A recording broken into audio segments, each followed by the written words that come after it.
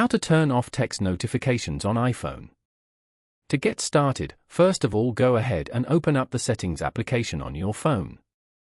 Once you're here, scroll down and go to Notifications.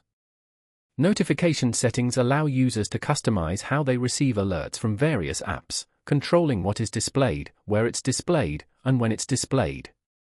This includes managing banner styles, sounds, badge app icons, and grouping notifications by app or thread. Users can also prioritize notifications through focus modes and VIP lists for emails.